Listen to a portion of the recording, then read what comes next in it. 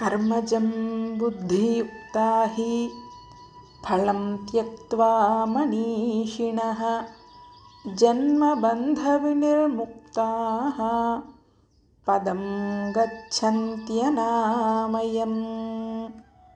సమత్వ బుద్ధి కలిగిన వివేకులు ఆత్మజ్ఞానపూర్వకంగా ఆచరించే కర్మల యొక్క ఫలితాలని కోరరు. కనుక ఆ కర్మలు వారిని బంధించగా ప్రాచీన వాసనలను కూడా నశింపజేస్తాయి. అలాంటి జ్ఞానులు నిరుపద్రవమగు మోక్షస్థానాన్ని పొందుతారు. యదా తే మోహ కలిలం బుద్ధిర్యతి తరిష్యతి తదా గంతాసి నిర్వేదం శ్రోతవ్యస్య శ్రుతస్య చ. నిష్కామ కర్మాచరణ వల్ల దేహమే నేను అనే అవివేకం క్రమంగా తొలగిపోతుంది. ఆ వివేకం వల్లనే కదా ఫలాకాంక్ష అనేది కలుగుతుంది. ఆ అవివేకం అనే మాలిన్యం తొలగి సమత్వ బుద్ధి స్థిరపడగానే యథార్థ జ్ఞానం ఆవిర్భవిస్తుంది. ఇంతవరకు విన్న క్షుద్ర ఫలముల అత్యల్పాన్ని తలచి అలాంటి వాటికై వ్యర్థ ప్రయాసాన్ని నేను పొందితినే అనే బాధపడతాం. ఆత్మసాక్షాత్కారాన్ని తలచి ఇంత గొప్పదానిని ఇంతవరకు నేను తెలుసుకోలేకపోతేనే, ఆలసించితేనే అని కుంగిపోతావు. శృతి విప్రతిపన్నాతే యదా స్థాస్యతి నిశ్చలా సమాధావచలా బుద్ధిః తదా యోగమవాప్స్యసి. మొదట ఆప్తులకు పెద్దల వల్ల నీవు నా నుండి ఎలా అయితే శ్రద్ధగా వింటున్నావో అలా వినాలి. విన్నదాన్ని ఎడతెగకుండా ప్రీతితో మననం చేయాలి. ఆత్మ కంటే ఇతర విషయాలని రుచులు అంటారు. ఈ మననానికి సాగకుండా ఆటంకాన్ని రుచులు కలిగిస్తాయి. ఫలసంగ త్యాగపూర్వకంగా ఆచరించు కర్మానుష్ఠానం ద్వారా మాత్రమే ఈ మననం ఆటంకం లేకుండా సాగుతుంది. అలా ఆత్మజ్ఞానాన్ని పొందడానికి అవసరమగు సంతత స్మృతి రూపమగు అఖండ ధ్యానాన్ని చేయనిచ్చు మనస్సుకు సమాధి అని పేరు. మనసునకి అలాంటి బలాన్ని నిష్కామ కర్మ మాత్రమే అందిస్తుంది. అలా నీ ధ్యానం మనస్సు అనేది గృహంన స్థిరంగా ఉంటుందన్నమాట. ఇది ఆత్మ విషయంగా యథార్థ జ్ఞానం కనుక దీన్ని ప్రజ్ఞ అంటారు. అది మనస్సున స్థిరపడినది కనుక స్థిత ప్రజ్ఞ అంటారు. అది కలవాడే స్థితప్రజ్ఞుడు. ఇలాంటి స్థితప్రజ్ఞత వల్లనే అనగా అఖండ జ్ఞానం వల్ల ఆత్మ సాక్షాత్కారం అనే యోగాన్ని పొందగలుగుతారు. మొదట శాస్త్రాల్లో చెప్పబడిన విషయాలను శ్రద్ధతో వినడం, దాని ద్వారా తత్వజ్ఞానాన్ని పొందడం, అప్పుడు నిష్కామ కర్మ ఆచరణ, దాని వలన మన మనస్సులో ఉన్న మాలిన్యాలన్నింటినీ తొలగించుకొని సంతత స్మరణ రూపమగు ధ్యానాన్ని లేక ఉపాసనను చేయడం. దీన్నే స్థితప్రజ్ఞత, జ్ఞాననిష్ట, జ్ఞానయోగం అని అంటారు. ఆ రకమైన నిరంతర ధ్యానం వల్ల ఆత్మ సాక్షాత్కారం కలుగుతుంది. ఇది ఒక క్రమం. అర్జున ఉవాచ స్థితప్రజ్ఞస్య కా భాషా సమాధిస్తస్య కేశవ స్థితధీః కిం ప్రభాషేత కిమాసీత వ్రజేత కిం. మనస్సు స్వాధీనంలో ఉండాలి అంటే ఇంద్రియాలు చెప్పిన మాట వినాలి. ఇంద్రియాలు గుర్రాల లాంటివి. వాటి ప్రవృత్తి తప్పుదారి పడితే అజ్ఞానులమైన మేము సరిచేసుకోలేం. గుర్రం వలె వచ్చిన కేశి అనే అశ్వాసురుని సంహరించి నా భక్తుల ఇంద్రియాలను నియమించువాడను నేనే అని నిరూపించుకున్న కేశిహంతా శ్రీకృష్ణ.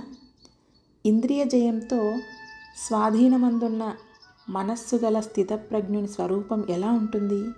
వాటిని తెలిపే శబ్దమేంటి? అలాంటి యోగి యొక్క వాచిక, కాయిక, మానసిక వ్యాపారాలు ఎలా ఉంటాయి వివరించుమా అని అర్జునుడు శ్రీకృష్ణుని అడుగుతున్నాడు. శ్రీభగవానువాచ ప్రజహాతి యదా కామాన్ సర్వాన్ పార్థమనోగతాన్ ఆత్మన్యేవాత్మనా తృప్తః స్థితప్రజ్ఞస్తదోచ్యతే. వస్తువుల యందు కలిగే ఇష్ట అయిష్టాలు అనే బుద్ధి కలిగించు ప్రాచీన రుచులు, వాసనలు, కోరికలు పుట్టించును. ఇవి మనస్సులో ఉంటాయి. ఆ మనస్సు యందు ఆనంద రూపమగు ఆత్మజ్ఞానాన్ని నింపి దాని యందే బుద్ధి నిలిపిన వానికి ఆ మనస్సులోని కోరికలన్నీ సువాసనగా వదిలిపోతాయి. అప్పుడు అతనికి ఆత్మయందే తృప్తి కలుగుతుంది. బాహ్యంగా విషయాలన్నీ చుట్టుముట్టి ఉన్నా అవి వాడికి భోగ్య వస్తువులుగా అనిపించవు. ఆత్మయే భోగ్యంగా అనిపిస్తుంది. అలాంటి వాడు స్థితప్రజ్ఞుడు, ఆత్మ సాక్షాత్కారానికి పరిపూర్ణంగా యోగ్యుడు. దీన్నే వశీకారావస్థ అంటారు. దీనికి దృష్టాంతంగా శ్రీ శుక యోగేంద్రుణ్ణి తెలుపుతారు. దుఃఖేష్వనుద్విగ్నమనాః సుఖేషు విగతస్పృహః వీతరాగభయక్రోధః స్థితధీర్మునిరుచ్యతే. ప్రధానంగా దుఃఖానికి 2 కారణాలు: ఇష్ట వస్తువు దూరమగుట, ఇష్టం లేని వస్తువు దరిచేరుట. ఇలా దుఃఖ కారణాలకు వస్తువులు ఎదురైనప్పుడు మనస్సు చలించి భయం కలుగుతుంది. అలానే సుఖానికి 2 కారణాలు: ఇష్ట వస్తువు దరిచేరుట, అయిష్టమైన వస్తువు దూరమగుట. ఇలా సుఖ కారణాలకు వస్తువులు దరిచేరినప్పుడు మనస్సులో ఆసక్తి పెరిగి సంతోషం ఏర్పడుతుంది. ఇలాంటి సుఖదుఖాలకి కారణం ఆత్మజ్ఞానం లేకపోవుట, దేహంపై ప్రేమ అధికంగా ఉండుట. ఆ ప్రేమకే రాగం అని పేరు. అలాంటి దేహానికి ఏమవుతుందో అని ఎదుటి వ్యక్తిని తలచి పొందటి మనోవికారమే భయం.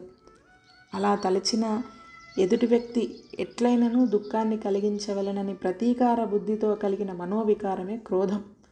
రాగ భయ క్రోధములకు మూలం దేహంపై ధ్యానం. అది లేకుండగా ఆత్మనే ధ్యానించువాడు ముని. అతనికి రాగ భయ క్రోధములు వాటంతటవే వదిలిపోతాయి. అతడు ఆత్మజ్ఞాననిష్ఠుడై స్థితప్రజ్ఞుడని పిలువబడతాడు. ఇతడు కూడా ఆత్మసాక్షాత్కారానికి పూర్ణ యోగ్యుడు. ఇది ఏకేంద్రియావస్థ అంటారు. దీనికి దృష్టాంతంగా జడభరతుణ్ణి తెలియజేస్తారు. యస్ సర్వత్రానభిస్నేహః తత్తత్ప్రాప్య శుభాశుభం నాభినందతి నద్వేష్టి తస్య ప్రజ్ఞా ప్రతిష్ఠిత. ఇష్ట వస్తువు లభిస్తే సంతోషించి పొగడడం, అనిష్టమైన వస్తువు లభిస్తే దుఃఖంతో ద్వేషించడం అనేది చూస్తూ ఉంటాం. పొగుడుట, తిరిగి అలాంటిది కావాలని తెలుపుటకు ద్వేషించుట, అటుది ఇక వద్దని తెలుపుటకు సూచనలు. శరీరం నందు దృష్టి కలవాడికి ఆయా వస్తువుల అనుభవం నందుండు మానసిక పట్టు అలా పొగుడునట్లో ద్వేషించున్నట్లో చేస్తుంది. శరీరన్నే తలుచు మనస్సున ఆత్మవైపు మరలించుట ఎప్పుడు కలుగునో అప్పుడు ఆత్మానంద స్మరణచే వస్తువు రుచుల నుండి మనస్సును దూరంగా ఉంచుతుంది. అప్పుడు ఇష్ట వస్తువుల రుచి, అనిష్ట వస్తువుల రుచి సమానంగానే అతడు సహిస్తాడు. ఇతడు ఆత్మసాక్షాత్కారానికి తగిన జ్ఞానం ఉన్నవాడే. ఇది వ్యతిరేకావస్థ అనబడుతుంది. దీనికి దృష్టాంతంగా జనక మహారాజును తెలియజేస్తారు. యదా సంహరతే చాయం కూర్మోంగానీవ సర్వశః ఇంద్రియాణీంద్రియార్థేభ్యః తస్య ప్రజ్ఞా ప్రతిష్ఠిత. ప్రమాదం ఏర్పడుతుందని భావించినప్పుడు తన అవయవాలన్నింటినీ తాబేలు లోనికి ముడుచుకొని సురక్షితంగా ఉంటుంది. ప్రమాదం దాటగానే తిరిగి సంచరించడం ప్రారంభిస్తుంది. అలా ఆత్మజ్ఞానాన్ని నశింపచేయునప్పుడు శబ్దాది విషయాల నుండి తన ఇంద్రియ ప్రవృత్తులను పూర్తిగా ఆ వెనుకకు మరలించువానికి ఆత్మజ్ఞానం స్థిరమై నిలుస్తుంది. అతడు స్థితప్రజ్ఞుడు అని పిలువబడతాడు. ఇది యతమానావస్థ అనబడుతుంది. దీనికి దృష్టాంతం విశ్వామిత్రుడు. ఇవి 4 స్థితప్రజ్ఞావస్థ యొక్క దశలు. వీటిలో ఉండే తేడాలు చాలా సూక్ష్మమైనవి. కింది నుండి చూస్తే మొదటి దశలో కామముల యందు రుచి ఉంటుంది, కావాలనే పొందుతూ ఉంటాడు, కానీ వెనుకకు మరలాలని ప్రయత్నిస్తూ ఉంటాడు. రెండవ దశలో కామాలను పొందుతూ ఉంటాడు, కానీ కావాలని కోరడు, వద్దని మానడు. సుఖదుఖాలు రెండింటినీ మనస్సులోనే సహిస్తూ అణచి ఉంచుతాడు. బయటికేమీ తెలపడు. మనస్సుకి మాత్రం భయం, బాధ లేక సంతోషాలు కలుగుతుంటాయి. మూడవ దశలో కామాలుంటాయి. అవి సుఖాన్నో దుఃఖాన్నో కలిగిస్తూ ఉంటాయి, కానీ అవి నాకు కాదనుకొని పట్టింపు లేకుండా మనస్సులో కూడా వాటితో సంబంధం లేక ఉంటాడు. అయితే అవి కామములనే, జ్ఞానం మాత్రం ఉంటుంది. మనోవికారాలు కలగవు. ఇక 4వదైన చివరి దశలో చుట్టూ అనేక కామజనకాలైన వస్తువులున్నా అసలవి కామములుగానే కనిపించవు. అన్నింటిలోనూ ఆత్మ తప్ప మరొకటి ఏమీ కనిపించదు. విషయా వినివర్తంతే నిరాహారస్య దేహినః రసవర్జం రసోప్యస్య పరం దృష్ట్వా నివర్తతే. మనస్సు కంటి ఉన్న రుచులు ఇంద్రియాలను విషయానుభవం వైపు ప్రేరేపిస్తాయి. ఆత్మ సాక్షాత్కారం కోరి ఇంద్రియాలకు ఆయా విషయాలను అంటనీయక శుష్కింపచేయుచు ఇంద్రియ జయం కోసమై ప్రయత్నిస్తారు. కేవలం అంత మాత్రమే చాలదు. నిరాహారంగా ఇంద్రియాలను ఉంచడం వల్ల విషయములే దూరమైనవి కానీ వాటి యొక్క రుచులు మనస్సునే అంటి ఉండును. అవి తొలగాలి అన్నచో వీటికంటే మించిన ఆనందాన్నొసగు ఆత్మను దర్శింపచేయాలి. ఆత్మదర్శనమగు వరకు ఈ రుచులు అలానే అంటి ఉండి అది కాగానే ఇది తొలగుతుంది.